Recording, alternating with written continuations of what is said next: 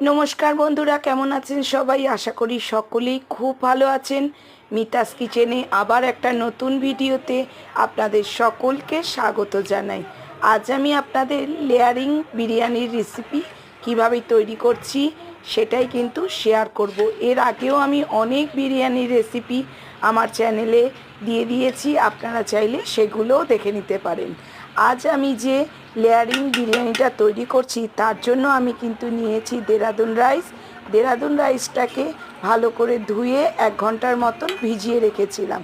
সব সময় বিরিয়ানি তৈরি করার জন্য চালটাকে একটু ভিজিয়ে তারপর যদি রান্না করেন তাহলে কিন্তু চালটা আরও বেশি লম্বা লম্বা হয়।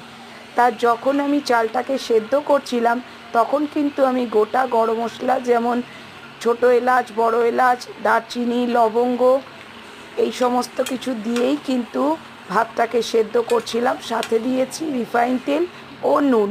এইগুলো কিন্তু দিয়ে নেবেন, তাহলে খুব ভালোই কিন্তু ফ্লেভারটাও বেরোয়।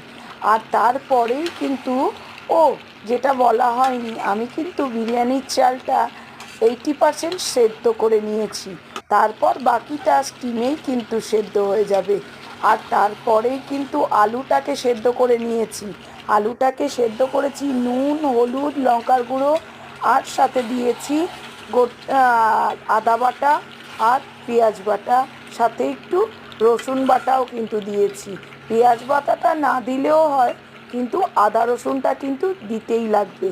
তারপরে কিন্তু চিকেন বিরিয়ানি যেহেতু আমি তৈরি করছি, চিকেনটাকে রোস্টেড মশলা যেমন জিরে গুঁড়ো, লঙ্কার গুঁড়ো, আদা বাটা, রসুন বাটা, পেঁয়াজ কুচি, পেঁয়াজ বাটা এই সমস্ত দিয়ে খুব ভালো করে ম্যারিনেট করে নিয়েছি।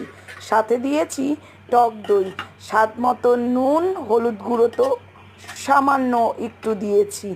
আজ কিন্তু বিরিয়ানি করব বলে বেশি হলুদ গুঁড়ো দেইনি। আপনারাও একদম হলুদ গুঁড়ো না দিলেই হয়, কিন্তু রান্নাতে সামান্য একটু আমি হাফ চামচেরও কম হলুদ গুঁড়ো দিয়ে নিয়েছিলাম।